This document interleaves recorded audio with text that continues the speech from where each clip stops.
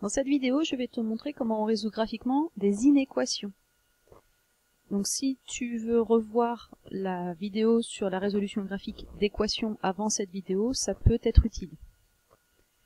Donc, on a toujours la courbe d'une fonction, et cette fois-ci, on veut résoudre toujours graphiquement f de x supérieur ou égal à 4. C'est pour ça qu'on parle d'inéquation, puisqu'on n'est plus sur un égal, on est sur un supérieur ou un inférieur ou égal. Donc, même travail que pour les équations, f de x, ce sont des images, autrement dit, f de x est toujours sur l'axe des ordonnées, et on cherche donc cette fois-ci quand est-ce que les ordonnées sont supérieures à 4. Comme avec les équations, je me mets en hauteur à 4, et ce que je veux savoir, c'est donc quels sont les points de la courbe qui ont une ordonnée au-dessus de cette droite-là. Quand on regarde un peu le dessin, on voit bien qu'en fait, c'est toute cette partie-là qui est bonne. Qui aura bien, donc chaque point qui est là, aura bien une ordonnée qui va être plus grande que 4, alors que ceux qui sont là, l'ordonnée, elle est en dessous de 4. Donc le bout qui m'intéresse, c'est ce bout-là. Mais comme sur les équations, quand on cherche à résoudre une inéquation, on cherche des x, on cherche des abscisses. Donc en fait, ce bout de courbe-là, comme on avait fait sur les équations, il faut qu'on le rabatte sur les abscisses. Donc, quand on regarde ce bout-là, il a commencé à quelle abscisse? Il a commencé en -2. Il a fini en ce point-là, c'est-à-dire il a fini en 0. Et toutes les abscisses qui étaient entre -2 et 0 ont bien une image. Si je me place par exemple en -1,5, -1,5, son image, elle est bien supérieure à 4. Supérieure ou égale à 4. À toi de faire attention à savoir si on veut un supérieur ou égal ou un supérieur strict.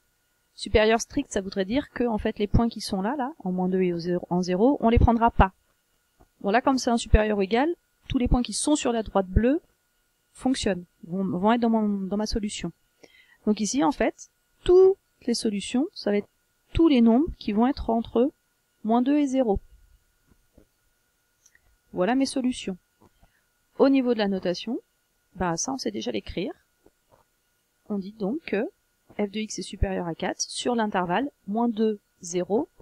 On ferme les crochets de chaque côté. Fermer les crochets, ça veut dire qu'en fait, en -2 inclus, en -2, l'image elle est bien supérieure ou égale à 4, en fait elle est égale à 4, et en 0 aussi.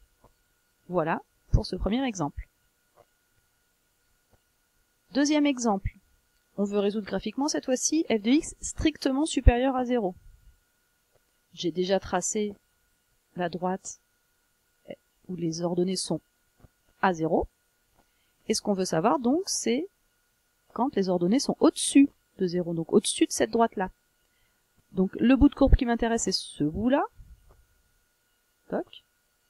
Et ce bout-là. Donc là, je vais avoir deux parties.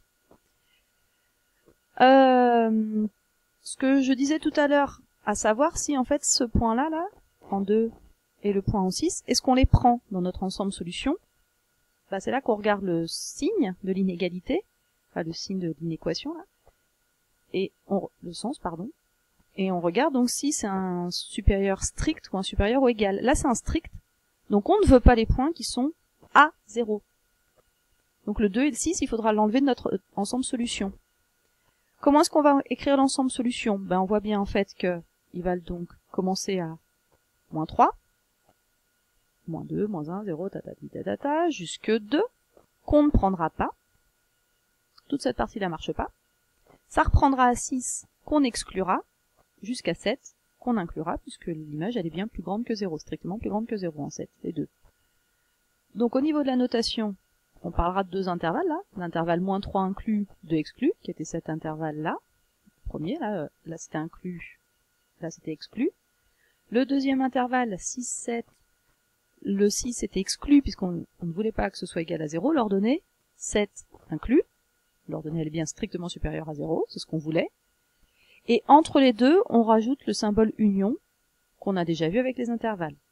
Autrement dit, f de x est supérieur à 0 sur l'intervalle -3, 2, ou l'intervalle 6, 7. Voilà pour ce deuxième exemple. Troisième exemple. On veut résoudre donc graphiquement f de x inférieur ou égal à -2. J'ai donc déjà tracé la droite à -2. Et on voit que cette droite, comme sur l'exemple sur les équations, elle ne coupe qu'une seule fois la courbe. Et nous, ce qu'on veut, c'est être inférieur ou égal à moins 2. Donc en dessous de cette droite bleue, ou sur la droite. On voit qu'en dessous, il n'y a rien. Par contre, sur la droite, il n'y a que ce point-là, là, d'abscisse 4. Donc ma seule solution, et là il n'y en a qu'une, c'est 4. On a déjà vu comment on notait ça. On dit f de x est inférieur ou égal à moins 2 sur 4 entre accolades. Dernier exemple. On veut résoudre graphiquement f de x inférieur ou égal à 6. Inférieur ou égal à 6, j'ai tracé la droite à 6, là. On veut être en dessous de cette droite-là ou sur cette droite-là. On voit qu'en fait, toute notre courbe marche. Autrement dit, tout l'intervalle sur lequel elle est définie, tout son ensemble de définitions, est ma solution. Donc, mon ensemble de solutions, c'est quoi? C'était moins 3 jusqu'à 7. Tous les nombres entre moins 3 et 7 ont bien une image qui est inférieure ou égale à 6. Donc ma solution, c'est f de x, alors c'est un inférieur ou égal ici, à 6 sur moins 3, 7. Et voilà pour les inéquations.